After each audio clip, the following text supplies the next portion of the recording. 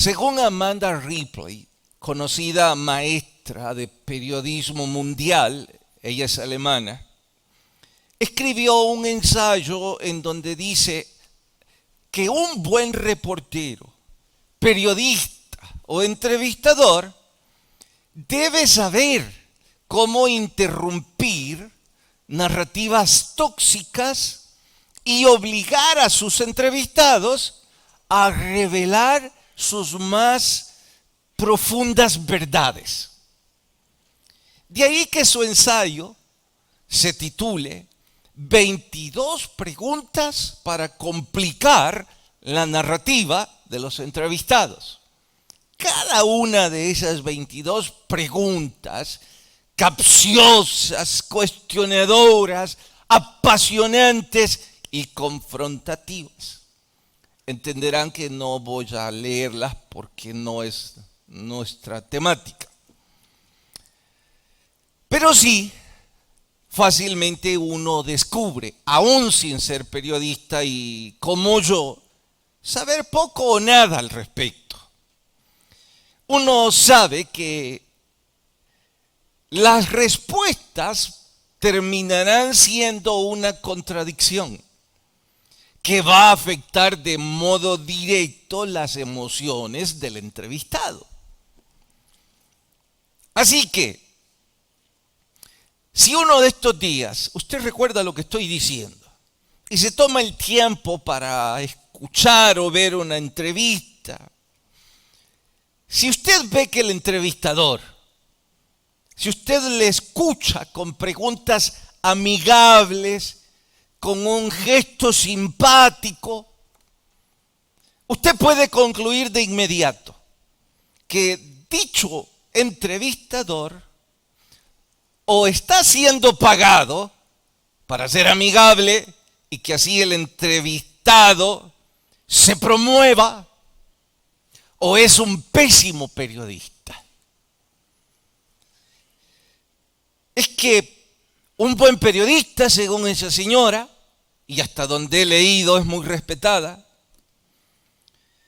el trabajo de ellos es como ir a una batalla, en donde el propósito de ese buen periodista va a ser vapulear al que está entrevistando. Si usted fuese el entrevistado, hay que advertirle, lo mejor es que vaya bien preparado, porque lo seguro es que van a intentar golpearlo.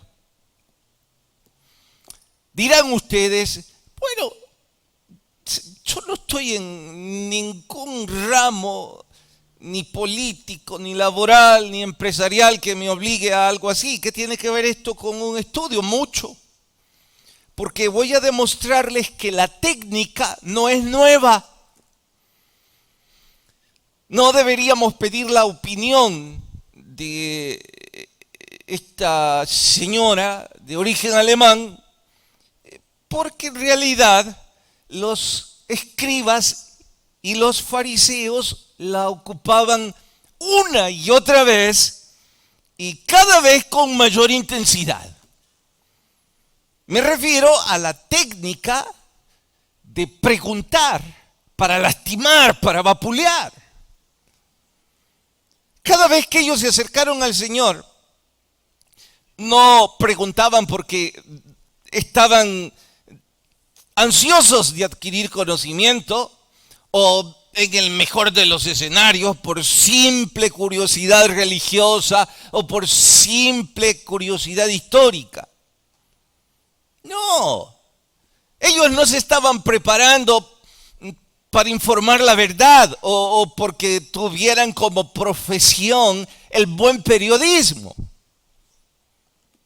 Sus preguntas eran capciosas, acusadoras, manipuladoras, y el único propósito de ellos era desmoronar a nuestro Señor Jesucristo, afectar sus emociones, confrontarlo, colocarlo en nuestro español entre la espada y la pared y demostrarle a los que estuvieran escuchando lo que ellos creían, ¿Qué pensaban ellos? Que el carpintero no era el Mesías, sino un fraude.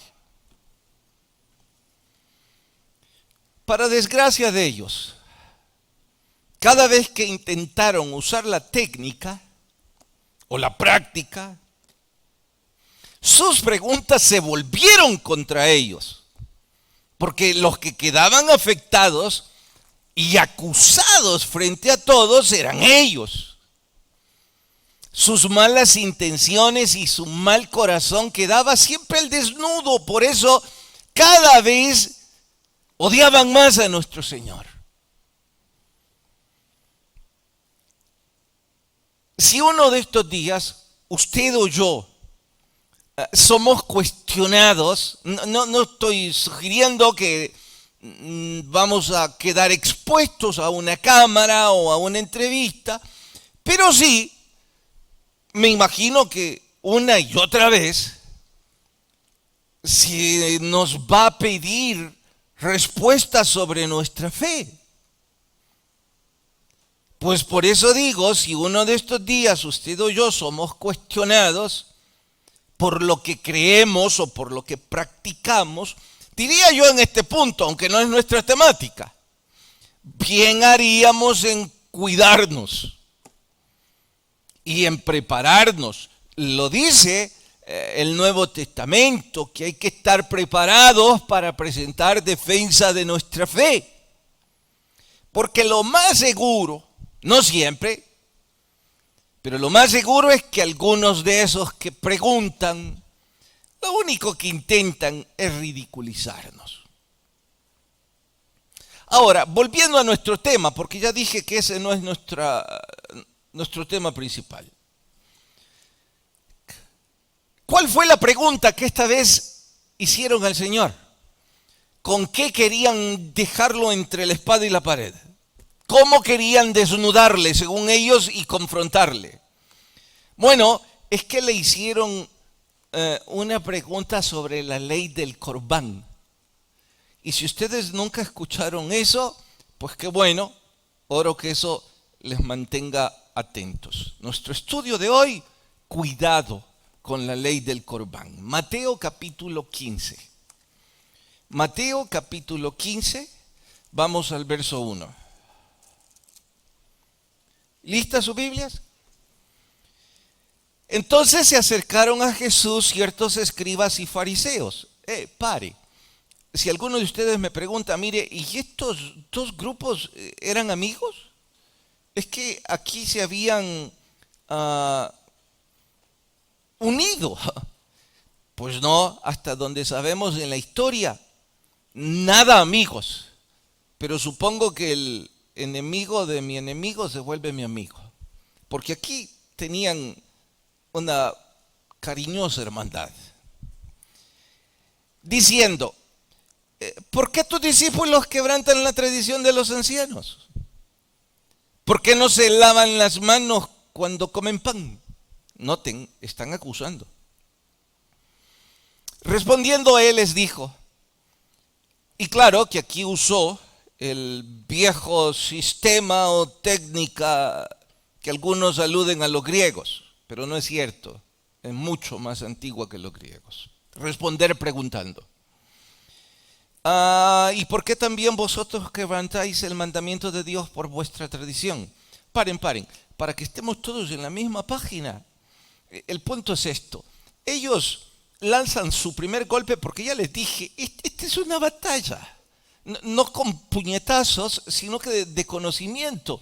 Y la herramienta que usan no es el puño, es sus labios.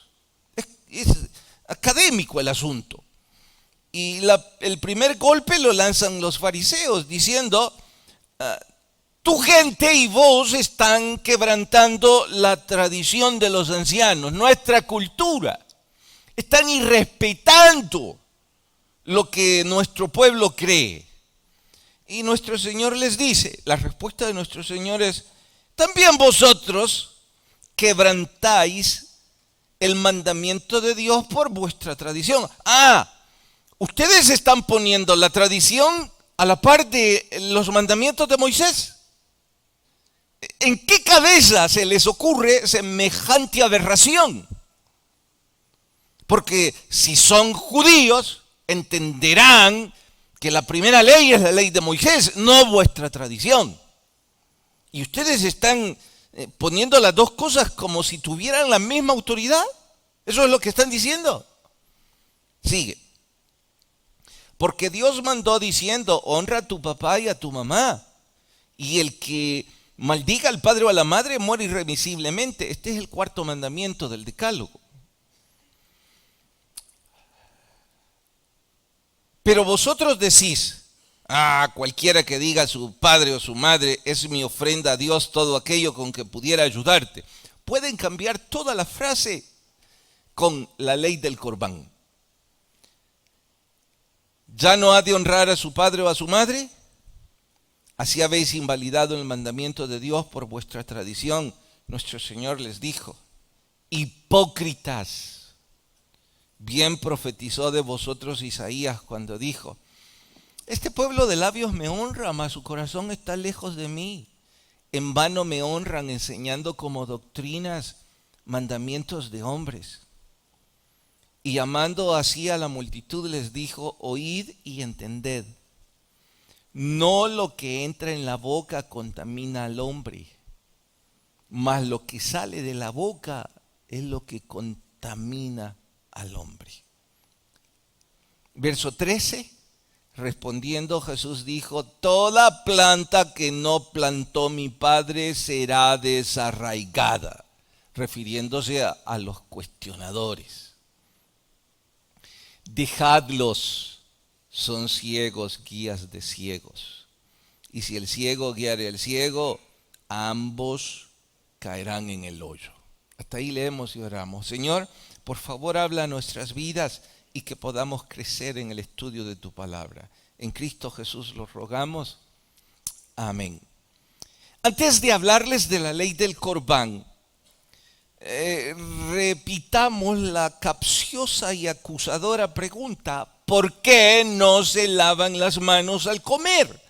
Entenderán que no era un asunto de higiene o de educación. Tampoco querían saber nada. Ellos estaban más bien acusando a Jesús y a sus estudiantes de irrespetar la tradición de los ancianos.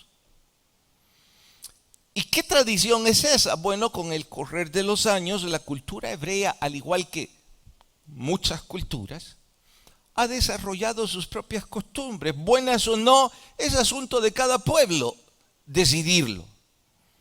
El problema aquí es que ellos estaban creando una tradición que contravenía la ley de Moisés.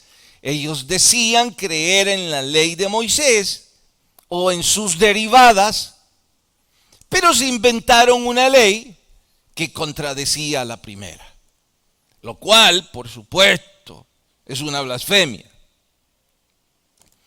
Y se preguntarán, pero ¿qué de malo tenía el asunto? Mucho en realidad. En este caso no se trataba de una tradición cultural o social. Yo diría, y perdón si me equivoco en la apreciación, nada más para hacer un parangón, nosotros tenemos nuestras propias tradiciones. Una de ellas es usar saco y corbata el día que compartimos la cena del Señor. ¿Tiene alguna razón? Sí. Mostrar un poco más de respeto, traer mayor orden y reverencia a una ceremonia tan sublime y tan significativa para nosotros. Pero jamás, nunca, dicha tradición puede establecerse como doctrina, puede establecerse como ley, al punto de yo decir, pues quien no se vista así de los servidores no sirve. O quienes no vengan vestidos adecuadamente conforme a la tradición no pueden participar de ello. Sería una tontería, una locura. Como locura era lo que ellos decían. Ellos creían que si una persona tenía contacto con pecadores, que eran todos, y con gente inmunda, para ellos especialmente los endemoniados o la gente enferma físicamente, así de discriminativos eran. Aún gente con enfermedades físicas las consideraban inmundas. Ellos pensaban que después de haber tenido contacto con gente así, se requería un lavamiento ceremonial para quitar esa impureza, esa influencia demoníaca o esa influencia inmunda. Dirán algunos intentando apoyar semejante locura. Pero vamos, pastor, algún punto a favor tenía. Es como hoy día nosotros deberíamos acostumbrar sanitizarnos por tanto virus y tanta cosa en el medio. Sí, pero ya les dije que la intención de ellos no era higiénica, no era de educación, era religiosa, era discriminativa, sabiendo que nuestro Señor y los discípulos se veían expuestos todos los días a que las multitudes los acosaban para que ellos sanaran, nuestro Señor, las enfermedades que padecían, para que exorcizara demonios. Ellos tenían que pasar día y noche en lavamientos ceremoniales. Así es que, como dije antes, la técnica era ponerlos entre la espada y la pared. ¿Qué iba a contestar? No creemos en eso. Algún punto a favor tenía, además es la tradición. Si decía que no, y respetaba a los ancianos. Si decía que sí, quedaba como una especie de aberrante maestro. Así que nuestro Señor les dice: hipócritas, les voy a responder y con otra pregunta. Porque ustedes están aparentando un rol de rectitud, cuando lo que contamina al hombre no es lo que come, no es lo que va hacia adentro, lo que lo contamina es lo que sale de su boca. No estaba hablando de enfermedades físicas, nuestro Señor está hablando del asunto espiritual. Y como prueba de mi argumento, dice el Señor, traigo a colación la ley del Corbán. A ver qué responden. Aquí vamos entonces a la ley del Corbán. Por cierto, si alguno de ustedes en este punto se está preguntando: pastor, ¿de dónde sacó el término? En el pasaje paralelo de Marcos 7, el evangelista ocupa el término, muy conocido en ese entonces. Mateo no quiso mencionarlo, Marcos sí, más tarde lo corroboran. Pero se los explico con sencillez, creo, desde donde yo lo entiendo. El cuarto mandamiento del Decálogo está muy claro. Dice que se debe honrar padre y madre. Ellos, los fariseos y los escribas, encontraron la forma de desobedecer el cuarto mandamiento con sus tradiciones. Puntualmente, en la ley del Corbán había una figura que cita: es mi ofrenda a Dios. Cuando alguien decía: esto es mi ofrenda a Dios, está ya comprometida. Yo no puedo hacer más nada porque esto es de Dios. Pero no porque tenían un corazón en donde en realidad querían ofrendar a Dios, ser de catapulta para el sistema religioso, ser apoyo económico. No. Lo hacían para disimular su mezquindad, su avaricia y su indiferencia. ¿Con quién? Con sus padres. Es que si alguien les cuestionaba diciendo, vamos, ¿cómo es posible que su papá, su mamá, siendo ancianos, estén padeciendo tanta necesidad y usted no le esté ayudando en nada?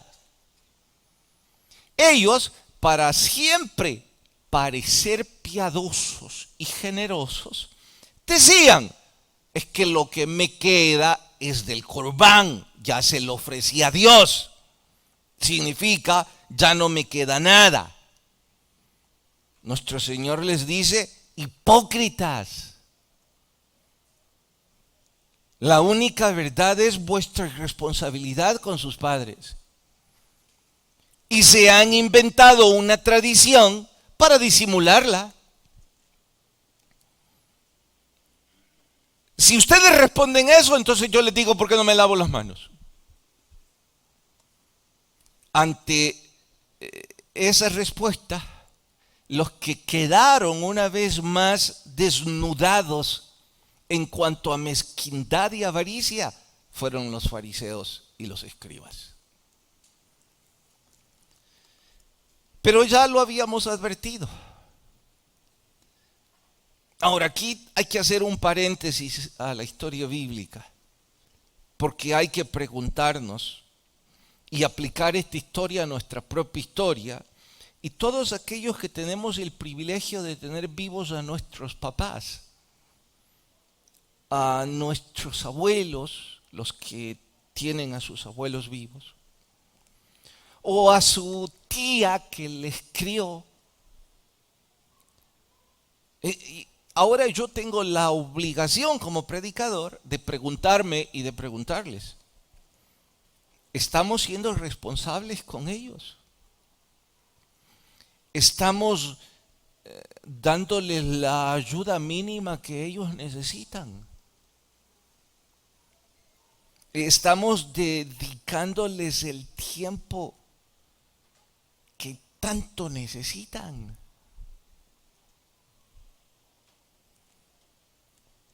Porque ahora yo tengo que preguntar, ¿cómo es posible que una llamada telefónica no puedan hacer?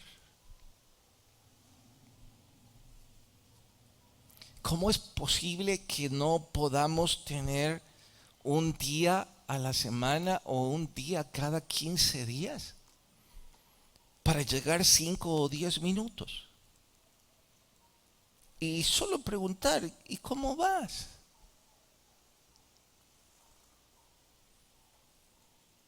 Y yo me pregunto, ¿se nos olvidó ya que después de Dios lo que somos se lo debemos a ellos?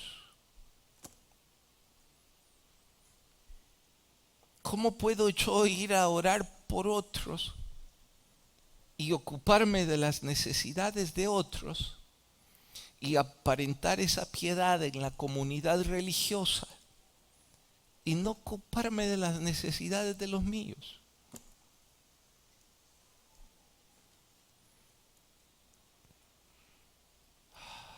La pregunta del Corbán quizás se dirige a nosotros y no a los escribas.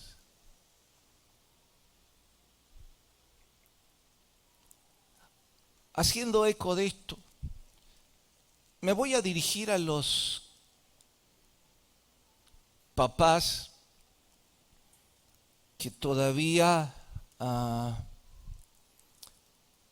pueden defenderse por sí mismos. Perdonen si cito edades y alguno dice, pastor, me hace verme ya como un viejo y que no tengo la capacidad y cosas parecidas. No, estoy bien lejos de quererle pintar así. Además, a mí me faltan 6 años para llegar a los 60. Y aquí dicen que 60 años es la tercera edad.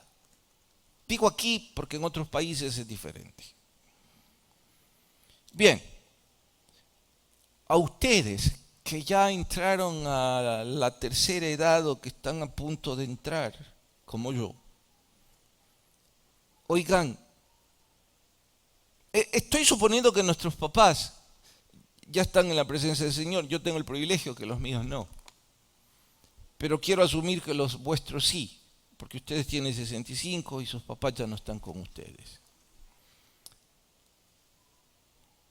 ¿No creen que lo menos que podrían hacer es empezar a asegurar vuestra vejez? Porque quién sabe que por hijo o por hija nos toque un escriba y un fariseo. Que cuando lleguen esos días difíciles de la vejez, ya no haya quien se preocupe por nosotros. No me estoy quejando. Es una etapa de la vida, supongo. Mi papá ahora tiene 83, 84 años y por sus enfermedades apenas mira, no camina sin ayuda. Ha vuelto a ser un niño en muchas cosas. Me es tan difícil. Digo me es tan difícil porque yo lo sigo viendo como ese hombre fuerte, autoritario, eh, ese hombre amoroso que me echó 50 veces de su casa. No lo digo con sarcasmo, lo digo con amor. Así de autoritario era. Yo sé que es capaz de dar su vida por mí, pero me echó de la casa 50 veces. Cada vez que decía, o haces lo que yo digo, te vas. Yo lo sigo viendo así, lo sigo admirando, en mi mente sigue estando esa imagen del hombre que me protegía, que nadie podía hablarme en voz alta porque él se metía. Les cuento una anécdota. Cuando empezó la iglesia, en donde era la casa de oración para entonces, apareció un hombre que era drogadicto y era vecino de la casa de oración y siempre salía a amenazarme y me gritaba cosas. Pues un día lo encontré en la calle y me saludó. Yo dije, quizás va sobrio.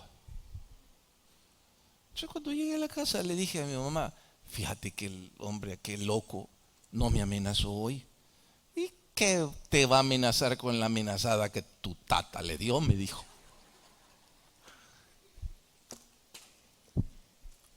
Fue un enviado del cielo. Bueno, yo lo recuerdo así. Y ahora verle cómo está, me duele, pienso que no puedo hacer más. No lo puedo animar a que se levante, no sé si tiene la fuerza. Y escucho a algunos de mi edad decir, ay, si yo tuviera a mi papá.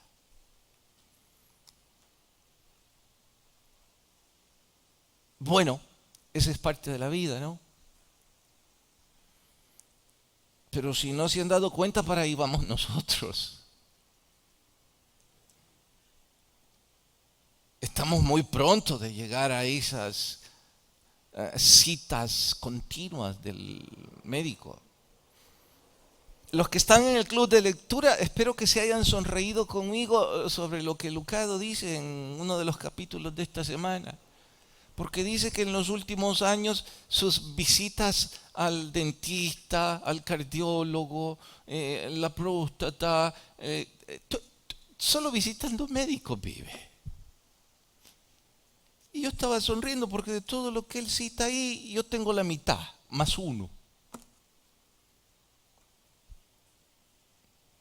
Es parte de la edad entonces.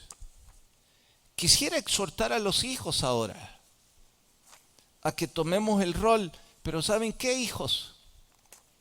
No me estoy quejando de los míos, lo digo como pastor ahora.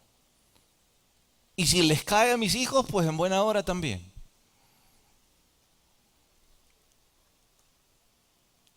Yo creo que no es sabio que nosotros sigamos confiando en ustedes. Yo creo que es más sabio que empecemos a prepararnos nosotros para nuestra vejez. Y si no lo estamos haciendo, habría que hacerlo. quiero leerles algunas páginas del libro Tolerancia o Intolerancia. Este es el libro que vamos a empezar a leer, si no esta semana, la que viene. El escritor es Josh McDowell. Él ya es un consagrado escritor. Para los que se preguntan, nunca lo oí, ¿cómo no? El tema sí lo oyó más que un carpintero.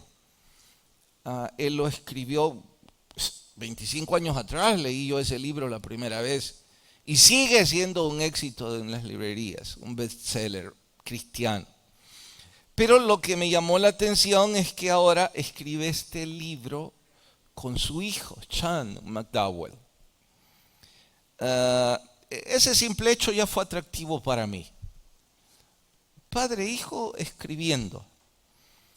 Y como Josh McDowell es un investigador por su libro Más que un carpintero, pensé, ¿qué pueden decir con el hijo?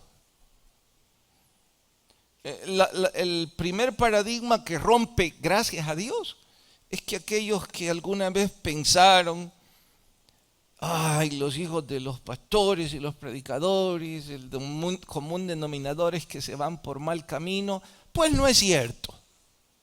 Algunos sí, tristemente, dolorosamente, y para los que sufren de esa forma, me uno en su tristeza y mi condolencia a la vez. Pero hay una cantidad que no. Y este es el caso. Entonces eso me hizo empezar a hojearlo antes de tiempo, cosa que nunca hago. Y me llamó la atención el tema, es tolerancia o intolerancia. Y oigan, papás, les sugiero, especialmente a los que tenemos hijos jóvenes adultos, este es un libro que todos los papás deberíamos leer. A los hijos ya no les digo nada. Tal vez Talo les dice algo luego. ¿Por qué lo deberíamos leer? Por lo que les dije antes y por lo que ahora les voy a leer. Empieza el libro narrando la anécdota de Renata y sus papás. Dice, hay una infame brecha generacional. Renata, la hija, se queja. ¿Por qué? Por la irreconciliable verdad de los valores fundamentales. ¿Cuál es el punto? Es que Renata está en otra ciudad, pero va a ir de visita a donde sus papás y quiere llevar a su novio. Y los papás le dijeron, pero mira, es cristiano, ay, ya va usted, mamá, con lo mismo. Él tiene distintos valores. Bueno, los papás que son cristianos, les estoy abreviando la anécdota. Los detalles léanlos ustedes. Entonces, ellos no saben si ser tolerantes o no, los papás. Pero claro, el amor de padre hace que el corazón se esdruje y ¿cómo le vamos a decir que no? Es nuestra niña. Y vaya pues, te vamos a preparar el cuarto de huéspedes para tu novio y sean bienvenidos. Y la Renatilla dice, no, es que vamos a dormir en el mismo cuarto. Ya se imaginan los papás, ¡está loca! Y ella insiste, pero si es que ya vivimos juntos. Espero no sea su caso, pero si fuera el mío, en ese punto ya me dio el infarto que me han advertido.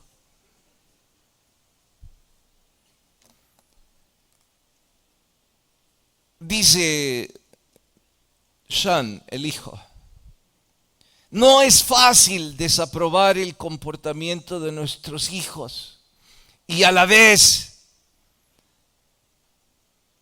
demostrarles que los amamos. Estos conceptos se ponen en conflicto.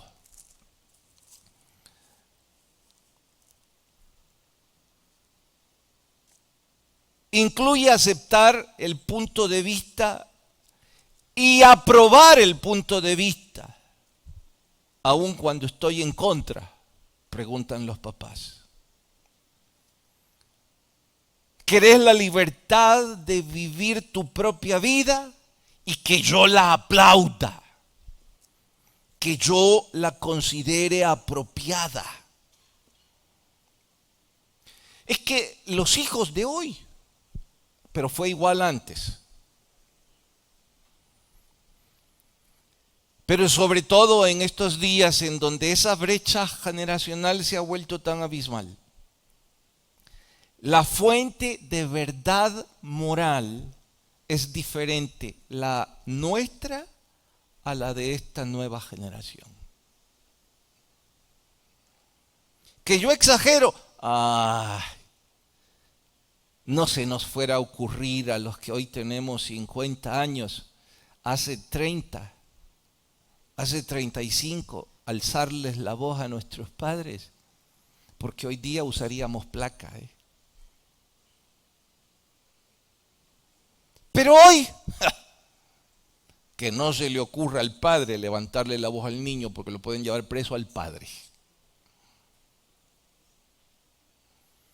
Las cosas cambiaron. Dice este escritor, hay dos reglas, la definición bíblica y la definición cultural. Porque Renatía, así le digo yo a Renata, la coprotagonista de este capítulo, Renatía insiste en que ellos no tienen el derecho de desaprobar su verdad moral. ¿Cuál es su verdad moral? Ama a su novio y quiere vivir con él sin estar casada. Pero hay otra verdad. ¿Cuál? La bíblica. Una se basa en el carácter de Dios, la otra se basa en el carácter de la sociedad. Y lo que es más difícil, dice este escritor, conforme los años están pasando, los que reclaman su verdad moral no solo quieren que se les apruebe, sino que quieren obligar a los que piensan como ellos a que la aplaudan. Por eso la pregunta es, ¿tolerancia o intolerancia? ¿Qué les recomendaría usted a los papás? Porque mire el corazón de los papás de Renata. Si le decimos a nuestra niña, pues sí, vení y tenés sexo con tu novio a tus anchas, estoy deshonrando a mi Dios. Si te digo no, no te voy a permitir que mi casa se vuelva en un lecho mancillado, estoy usando esa expresión para usar la Biblia. Pero si se tratara de usar nuestro español, tendría que decir, no voy a permitir, no voy a tolerar que mi casa se vuelva un motel. Porque no hay otra forma en nuestro español. Y aquellos que están viviendo en esta forma que Renatía vive, están muy ofendidos con lo que yo acabo de decir. Porque no solo quieren que se acepte su error, sino que se les aplauda. Y que con su error entren a la comunidad de esa familia. Quieren ser parte de una familia con valores distintos. ¿Cómo se les ocurre? Mire, es exactamente lo mismo que sucede con el homosexualismo. El homosexualismo ha sucedido desde el principio de la historia. ¿Por qué ahora está con la fuerza y a la vez con la contradicción como nunca? Por la palabra tolerancia. La tolerancia abrió las puertas para que ahora ellos no solo demanden sus derechos, porque la Biblia nunca dijo que no son humanos, que no son igual que todos nosotros merecedores del perdón de Dios cuando nos arrepentimos. En realidad el homosexualismo es otro pecado más. El punto es que ahora ellos reclaman incluso ser parte de la comunidad religiosa y que la comunidad religiosa rompa su verdad moral y apruebe la verdad moral de ellos. La verdad moral nuestra es la de la Biblia. Y debido a nuestro corazón estrujado, ese es el caso de esta historia, la pregunta es, ¿y hoy qué hago? ¿Qué les recomendamos a los papás de Renata? ¿Qué les recomiendo a ustedes como yo, papás, que estamos a punto de entrar en la vejez? Y si las cosas se siguen así, no habrá quien vele por nosotros. Porque la verdad moral de esta generación es diferente a la nuestra. Entonces estos escritores pintan el asunto de otra forma y nos dicen, cuidado con el término. Y mire que yo puse 2 ejemplos. Puedo poner un tercero y el asunto va a tantas áreas de la vida. Lo mismo sucede con un pastor. Hay personas que entran a la comunidad religiosa y no están dispuestos a dar el paso de la verdad bíblica. No de la verdad del pastor, ni de la junta directiva, ni de los diáconos. De la verdad bíblica. Quieren que se les acepte, se les aplauda. Y si la comunidad no está dispuesta a mostrar esa tolerancia, entonces ellos rechazan esa comunidad y la tildan de cualquier vicio monstruoso en la sociedad. Yo les preguntaría, pero si ustedes sabían, ¿por qué ahora quieren reclamar algo que de sobra lo saben? Si el principio aquí es de que nuestro texto fuente es la Biblia, y la Biblia dice que eso no está bien. Sí, pero ellos lo interpretan diferente. ¿Qué hace el pastor? ¿Qué hace la junta directiva? ¿Puedo yo bajarme ahora y cuestionar a cada uno de ustedes preguntándoles que cómo viven, si tomamos o no la Santa Cena? Ay, si me ocurre hacerlo. Bueno,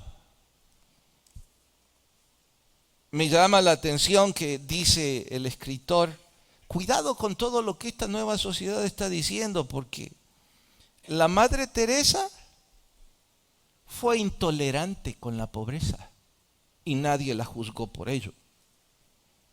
Fue intolerante.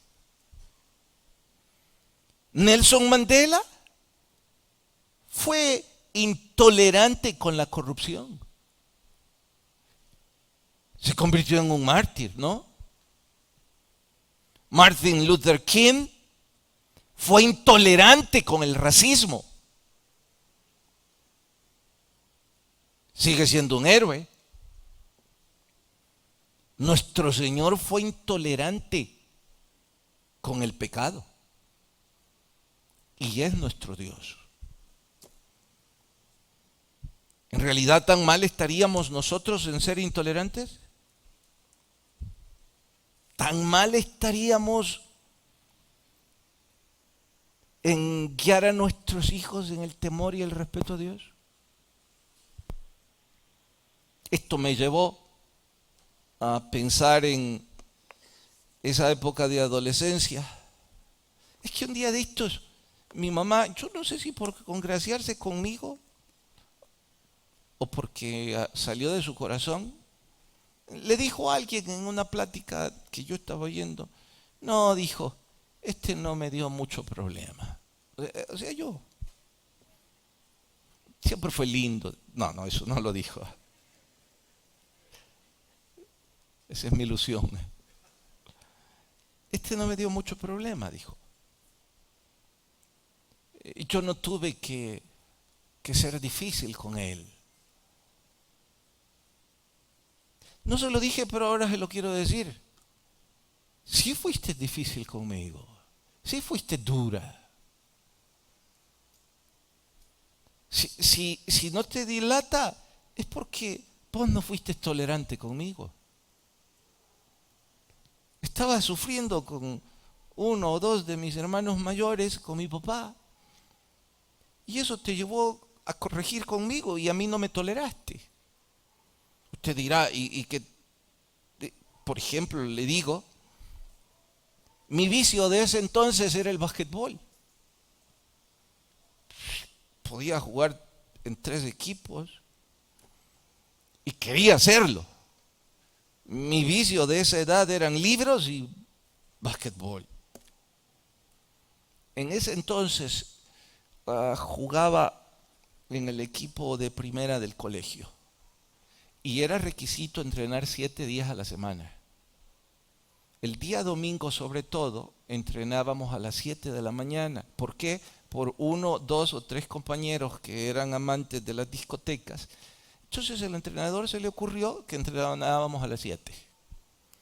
Para que así los trasnochadores, que por cierto eran muy buenos jugadores, a diferencia mía, no laceraran sus cuerpos. Cuando dieron la noticia yo dije, se acabó. No soy de los buenos y encima no puedo venir los domingos. Fui, hablé con mi mamá y le dije, mamá, esto pasa, fíjate que ha sido mi sueño, ¿quién no quiere estar en ese equipo? Contundente y sin negociación alguna dijo, el día del Señor no lo cambias por nada mientras yo viva. Yo dije, hasta ahí llegó mi sueño. Hablé con el entrenador y me dijo, mira, pero si todos vienen aquí a misa y después el entreno. Sí, pero yo voy a la iglesia evangélica. Él molesto me dijo, no te prometo nada. Y creo que desde entonces, aun cuando seguí siendo parte del equipo, ya no fui grato para él. Así que debo decir, mamá, 1000 gracias porque no fuiste tolerante. Porque si me hubieras tolerado esa trivialidad, seguramente yo te hubiera negociado 2 más 1 semana o 2 semanas después. Y seguramente después habría negociado las cosas que los jóvenes negociamos, ¿no? Como que llegar a la hora que quiero, llevar a una novia a la casa y que de pronto la casa ya no es la casa honrosa de los papás, sino una habitación de motel. Pastor, no diga eso. Perdonen pues, toleren a sus hijos. Porque llegará el momento en donde tendrán un caso como el de Renata. O antes definimos nuestro concepto de tolerancia. Yo creo que este libro no falla. Y a él debemos someternos. Pero es decisión de cada quien.